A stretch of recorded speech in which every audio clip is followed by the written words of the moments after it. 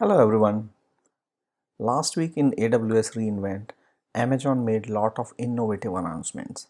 And one of the announcement was AWS Application Composer, which we are going to discuss and explore today. Before we get into details of Application Composer, let me tell you about myself. My name is Amardeep Singh and I am TOGAF certified enterprise architect. And I have many cloud and DevOps related certifications including solution architect at professional level, machine learning specialty, and security specialty. I have also authored a book titled Delivering Microservices with AWS, which is available on Amazon for pre-order. I will leave the link in the description for you so that you can reserve your copy. In this video, we will be getting our hands dirty on Application Composer service and try creating an application end to end. Before we go further, we need to understand that what is Application Composer in itself.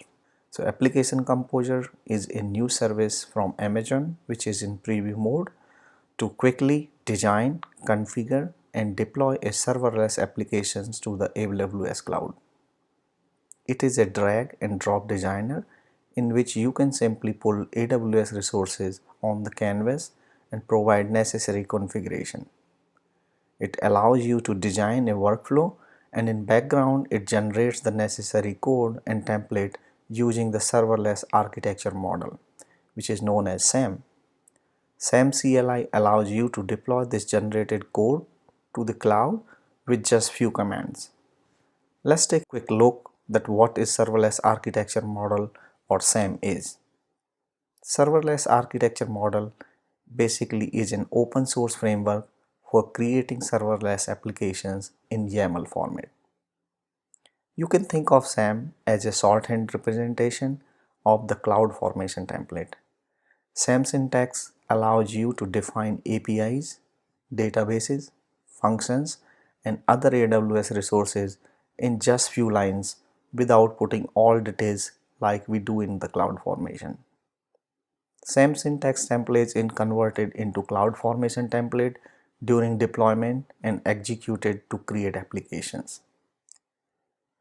So when you create an application composer project, basically you are creating a SAM template. An application composer service allows you to create new project or import an existing project. Application composer follows the design, modify, build, and deploy workflow. In design phase, you are basically using the application composer designer canvas and dragging and dropping serverless resources and connecting them with each other. In background, it is creating the template.yaml file for you and generating any other necessary code required for you.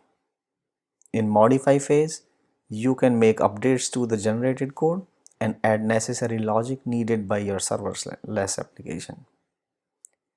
In modify phase, you can make updates to the generated code and add necessary logic needed by your serverless application. Build phase will generate the necessary artifacts for your application and prepare it for the deployment. For example, if you are using a Java-based Lambda, then it will compile your code and generate the necessary jar file for you to upload. In deploy phase, you basically deploy your SAM template and it gets converted to a CloudFormation template and you can see all your defined serverless resources and different roles and policies getting created for you under CloudFormation stack sets. Today, to demonstrate the application composer service, we are going to create two API gateways endpoints, one for to get the list of employees and another one to create an employees. These endpoints will point to two different AWS Lambdas, create employee and list employees. Both are backed by an employee DynamoDB table. To follow along with this video, you need to have your environment set up. We are going to use Java 11 for our Lambda development, Gradle for building the source code, Visual Studio Code for editing the Java code. You need to have your AWS secret access key and AWS access key ID environment variables configured for connecting to your AWS account. You also need your AWS serverless application model CLI install on your system to build and deploy the generated template. I will leave the link to SAML CLI in description from where you can install it. So let's get started with our first application composer project. Log into AWS console and search for application composer service. Click on it and this will take you to app composer home screen. As you can see at this moment, this service is in the preview mode and things can change in recent time as it gets more mature. On the home screen, you have multiple options. You can create a new project, you can open a demo project created by AWS folks for you to try out this service, or you can load an existing cloud formation template which app composer will load to the canvas. If you scroll down, you can see application composer development flow of what we discussed earlier. First you build your template, make any necessary edits to it, test it out and deploy it. If you scroll further, you will see that they have listed AWS SAM CLI and AWS IDE toolkit for easy development. You execute SAM CLI commands to build and deploy serverless applications. AWS IDE toolkit provides easy integration from the Visual Studio Code so that you can quickly develop and debug the code. Now let's go ahead and click on Create Project button and it will open a pop-up window asking if you wanted to create a brand new project or if we wanted to load an existing project. When we choose the new project, we will have an empty template file which doesn't have any resources defined in it. Application Composer supports two types of connection mode to the local file system in which it will generate the source files for us. In connected mode, as soon as we modify the resources in the canvas, it will update source files on our local system.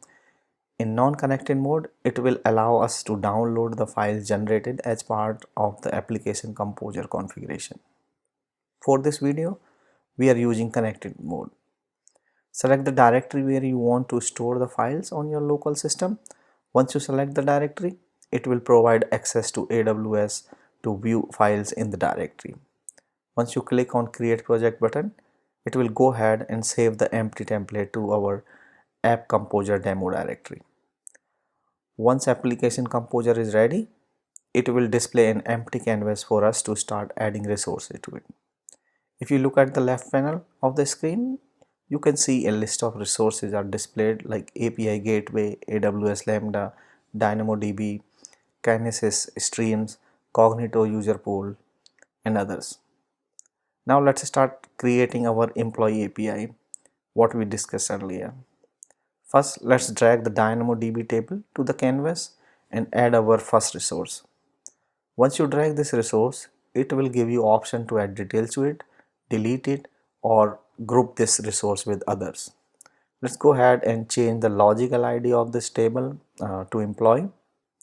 One thing to note that if you are changing the name of an existing resource, then first the existing resource will be deleted and new resource with a specified name will be created.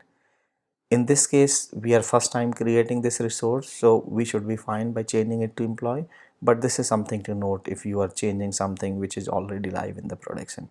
In our case, we are not changing anything here except the table name. We have only one column ID of type string in our table employee, and we are not choosing any sorting key or anything. DynamoDB does provide dynamic schema and allow to add columns at runtime. So when we write to this employee table, we will add new fields to it. Let's go ahead and save details for now. App Composer has two modes. One is the canvas and other one is the template mode, where you can directly write or modify the serverless application model template in YAML format. Right now, if you look at the template mode, you can see that we have added only one resource of type DynamoDB table, and it has only one attribute defined in it. When we will keep adding more resources to this application, this template will keeps updating and show all the changes here. Let's switch back to the canvas mode and add a Lambda function to our application. Lambda function also have option to get added to a group, delete, or add details to the Lambda. Let's click on the details link to change details of the Lambda and provide more configuration to this Lambda function. First of all, let's change the name and source folder of the Lambda function to list employees. For packaging type, you can choose a zip file or a Docker image. but we are going to choose zip file here. As you can see, Lambda provides support for different runtimes and versions. We are going to use Java 11 runtime for this video. In handler section, you can specify the Java function which will get called or executed when your Lambda receives a request from the client. For now, we are keeping this as it is, but later on we will be changing this. If you scroll down, you can change the memory allocated to the Lambda, timeout and concurrency settings. Let's keep everything same for now and save this Lambda. Now let's switch back to the template view and see the changes. Now you can see that we have added another resource in this template of type AWS Lambda with ID list employees. You can see all the settings what we defined here in this template. Code URI defined the place where SAM is going to look at the source code for this particular Lambda. We also have a log group added to this resource for our Lambda function, which is the beauty of Application Composer, that we did not added this log group, but it have been added for us by the Application Composer service. So now we have everything ready to go. So let's switch back to canvas view, and now we are going to create a connection between the list employee Lambda function and our DynamoDB employee table. As we discussed, this employee table will be storing the employee data, and list employee Lambda function will be loading this data and return the list of employees to us. To create a connection, you need to simply draw a line connector between a Lambda function and the DynamoDB table.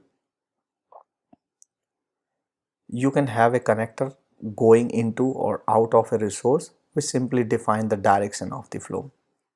Now we have our list employee Lambda function ready. Let's go ahead and add another Lambda function for creating employees. Click on details and let's change the logical ID to create employee and also the source directory for this Lambda. Again, we are going to keep the packaging as zip and choose Java 11 as runtime environment. Click on save and let's connect this Lambda as well to the employee DynamoDB table through connector. If you switch back to the template again, you can see that now we have another resource of type Lambda with name as create employee.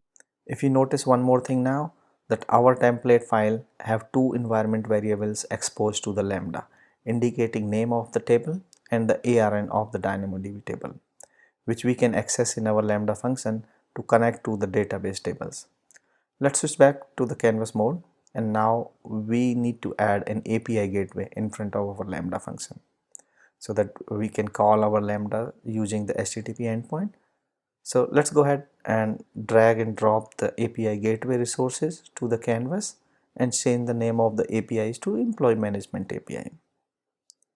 We will be having two endpoints for this API, one for getting list of employees and another one to create a new employee. For the get endpoint, let's add the path as /employees so that using a HTTP get method, we can get the list of employees. As you can see on the screen, that you can add an authorizer and update the cross origin setting if we wanted to call this API from a different domain. Click on the save and let's attach this get employee endpoint to our list employees AWS Lambda. So when we make a call to this API, this endpoint is going to call the list employees Lambda function, and Lambda function will be getting details from our DynamoDB table. Now we need to create a new endpoint for creating the new employees. So let's go to the API gateway details one more time and click on add route button and change the method to post and add path as /employee. So whenever somebody is calling /employee path with the post method, it is going to create an employee.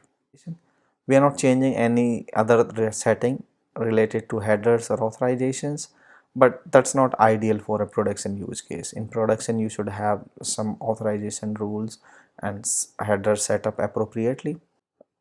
Since we are just doing this demo here, so we are not adding any authentication mechanism.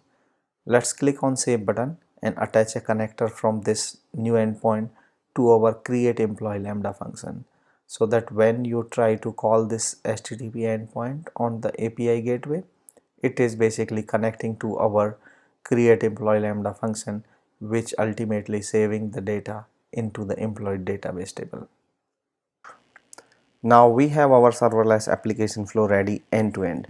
We have two API endpoints, one for creating employees and another one to list created employees, and each one of them calling a separate AWS Lambda function which connects to the same DynamoDB table called employee.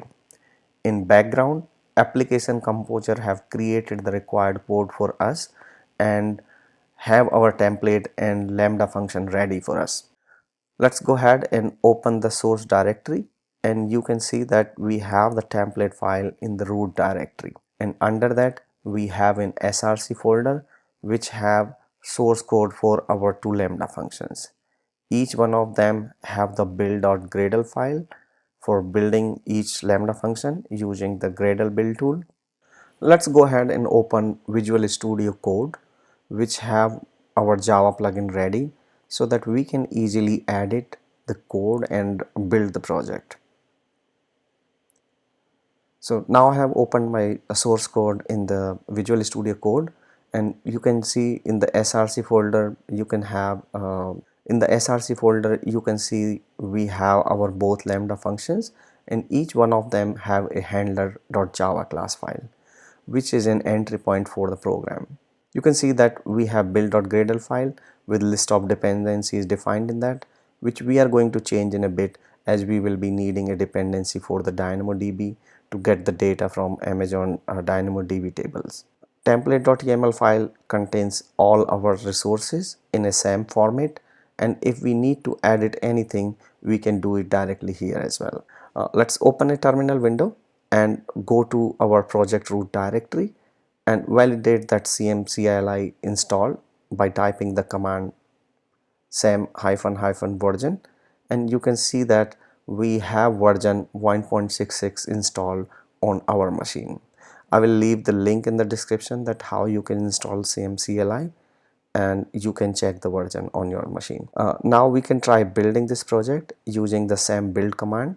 As you can see, as soon as you run this command, you can see that command is failed with the compilation error. Let's see what is wrong with it.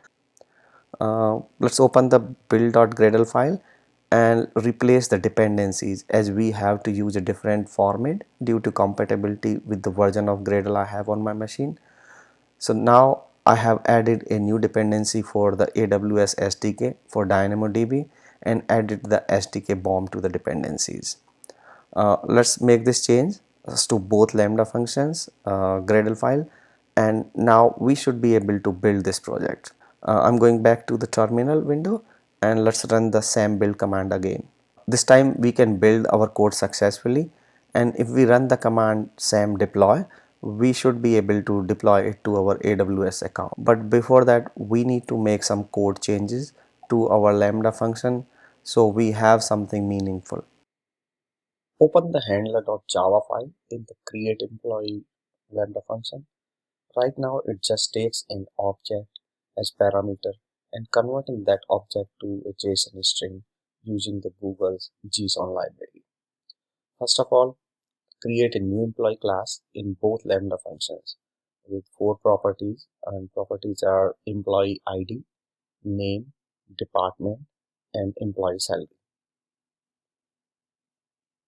Now we have added these properties, so let's generate setters and getters for these properties as well as create a constructor for employee class.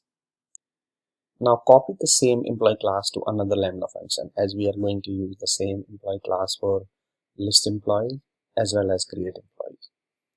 As a next step, let's come back to our handler method in the create employee class and let's try converting the incoming Lambda input to an employee object we just created. So first we need to convert the incoming object to a JSON string. Then we will use the JSON.from JSON method of the JSON library to convert the employee object. Now we have the employee object. As a next step, what we are going to do is to generate a random UID and set that as an ID for this new employee object. To process this employee object in employee To process this employee object in employee DynamoDB table, we need to create an Amazon DynamoDB object. So let's import the Amazon DynamoDB class and create an object using the Amazon DynamoDB client builder class. To create a new item in the DynamoDB table, we need to use the put method, which basically takes the table name and the list of attributes which we want to process. In our case, either we can hardcode the table name to employee, or we can get it from the environment variable as defined in our template file. System.getEnv method allows us to get the environment variables. So let's get the table name from the environment variable and assign it to a string object called table name. We need to create a map of strings and attribute values for the put item method, where key is the name of the column in which we want to store the value, and attribute value is the value of the column. So let's go ahead and set all four values for ID, name, department, and salary for the employee object. If you remember, we did not declare the columns department, salary, and name in our database table at the time of creating the employee table.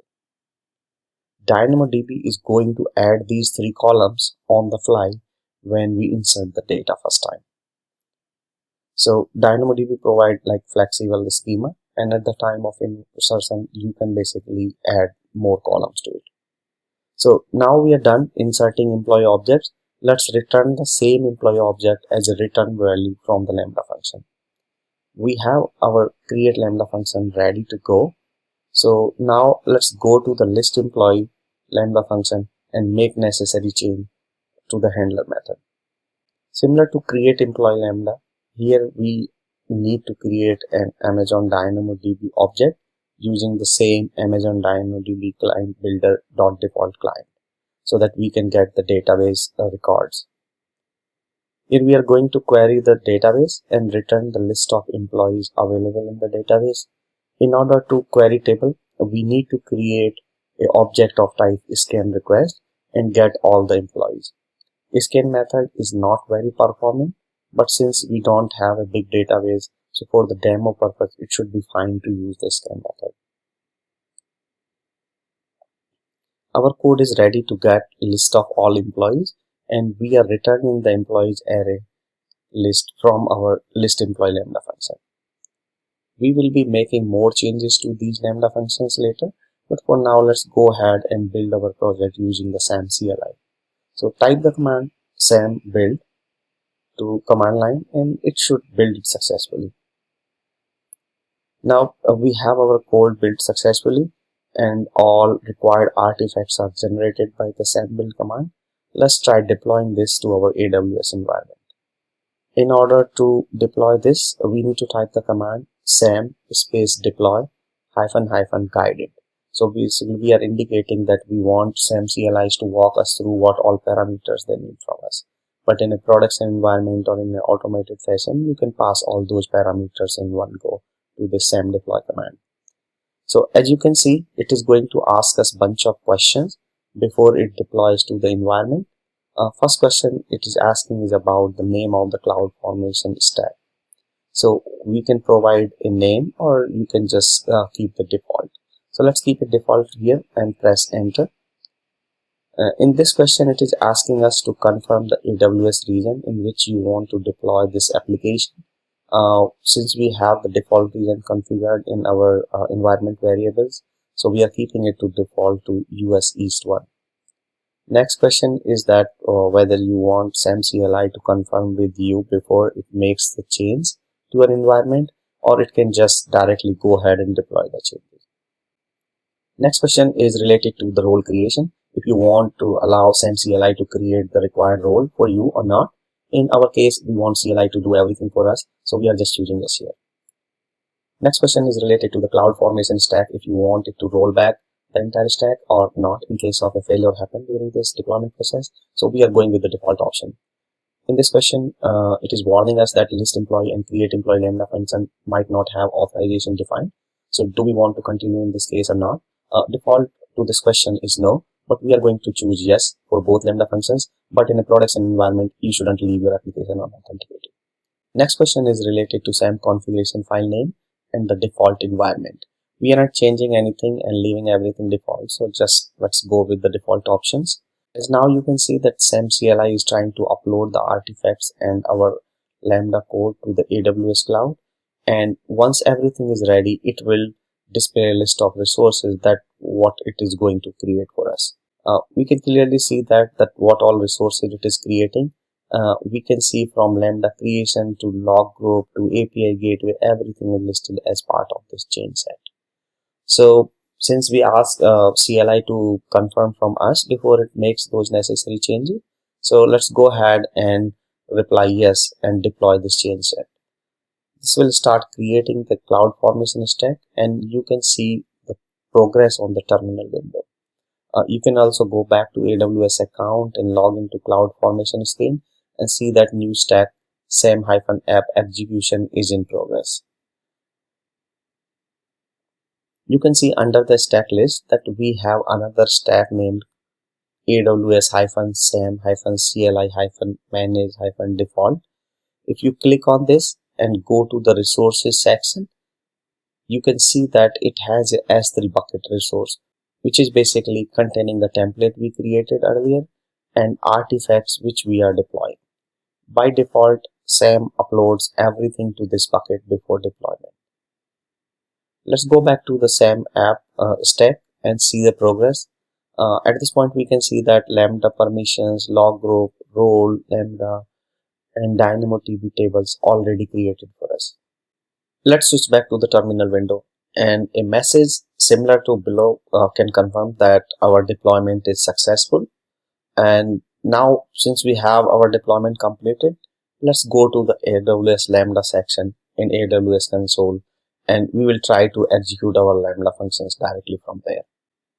Now we are in our Lambda console. So under your Lambda functions, click on the create employee Lambda function and go to the test tab to create a test event and test out this create employee function.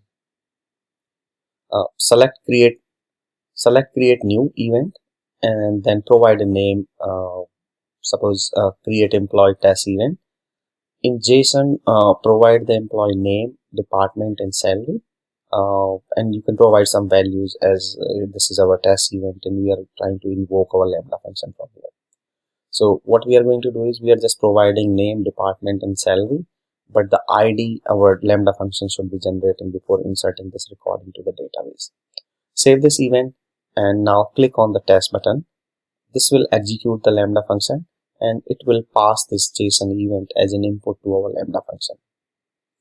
As you can see that our Lambda is executed successfully, and if you expand over these logs, you can see that details of the execution, and we can clearly see that event which we passed to our Lambda function is logged here.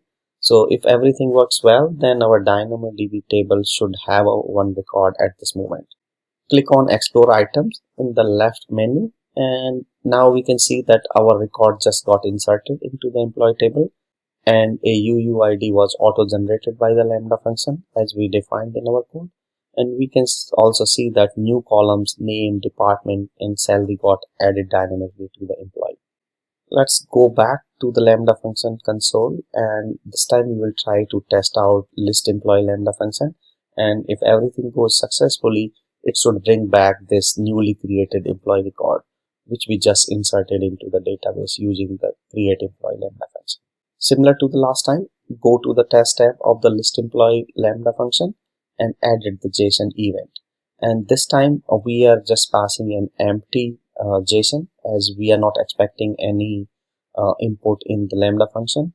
So let's click on the test button and we can see that list employee Lambda function executed successfully, and we are able to see in the logs that an employee array objects is getting returned in the logs. So at this point, both our Lambda functions executed successfully from the Lambda console. But if you remember, our functionality is from an API gateway endpoint to a Lambda function and then getting the data or inserting the data into the employee DynamoDB table. So now we have tested Lambda function directly from Lambda console. As a next step, we need to test our tech stack from end to end. And let's go to the API gateway. Under API gateway, you can see that our employee management API is listed here. Let's click on the employee management API, and we can see now that both our post and get endpoints are listed here. If you click on any of the endpoint, you can see that API gateway has created a request map and added a test client. We can also see that how our request will flow from test client to the AWS Lambda via Lambda proxy. You can click on the test line and it will take you to the request details section where you can provide query params, headers, or any request body. Since this is a GET method, so we can't pass a request body.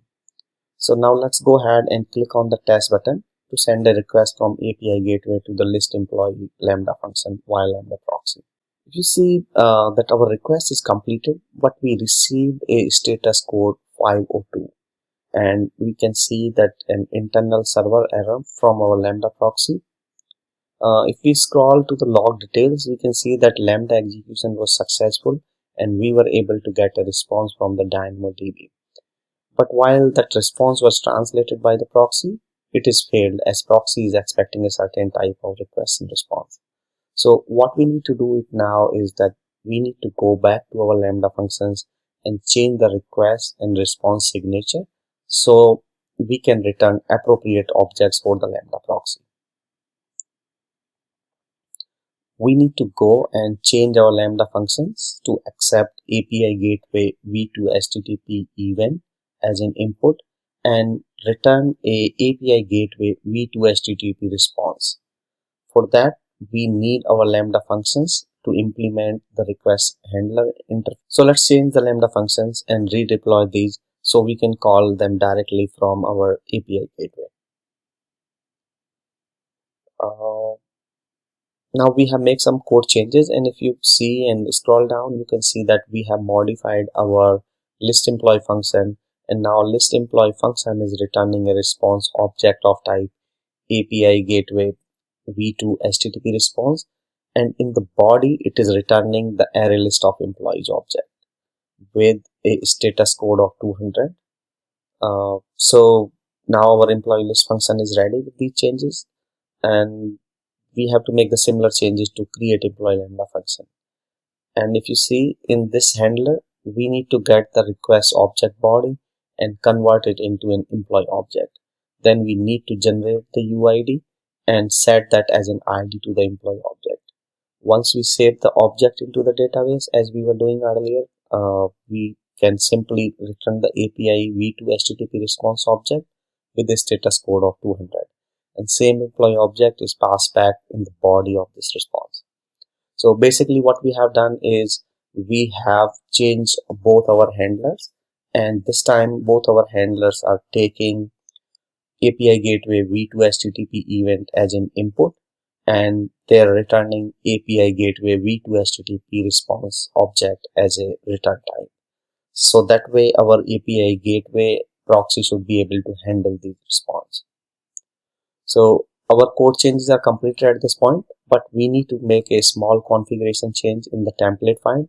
Let's open the template file and change the entry point for these Lambda functions in the template file. So when API gateway invokes these Lambda functions, the Lambda knows that what handler to get called. So let's go ahead and go to the template file and rename the Lambda handler details to handle request method name as now the signature of the new handlers. At this point, we are done with all the changes required for our Lambda functions. So this time, let's go ahead and build our project using the same build command as last time again. So now you can see that project is built successfully. So now we need to deploy it again. So let's go ahead and deploy using the same deploy command. Again, it is going to answer the same questions as last time. So we are not going to change any response. We are going to keep the same response. Let's press default answers to everything. If you notice one thing, SAM is smart enough and it is deploying the only resources which are changed. In our case, this time only the Lambda functions were changed, so it is just trying to redeploy those two resources, and it is not making any changes to anything else like DynamoDB table or anything. So this utility is smart enough. It detects what changes have been made to the template, and accordingly it will go ahead and try to deploy only those change sets. So now our new changes are live. So let's go back to our employee list get endpoint in the API gateway and try executing to test the request. If you see, this time our request to get employee endpoint is executed successfully from our API gateway endpoint, and you can see that 200 status code is returned by the Lambda proxy. You can see in the logs that an employee array object is returned.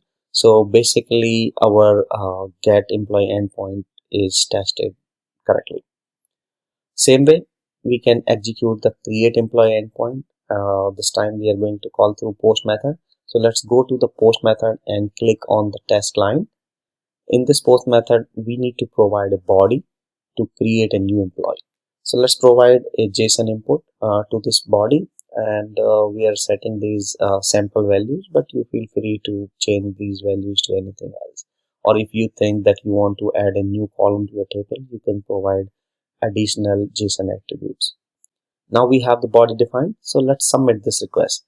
As you can see that create employee request is created successfully, and you can see 200 response again for the create employees Lambda function as well. So we are done with this video, and you saw that how easy it was to quickly drag and drop the serverless components onto the canvas, and how Application Composer generates the code for us in the background. It was very easy to deploy using the SAM CLI and gets everything up and running in just few minutes. You can download the source code for this video from GitHub. I will also leave the link in the description. So here is my conclusion for this service. I think with this product, Amazon is putting a step forward to encourage developers to utilize their infrastructure as a code tools.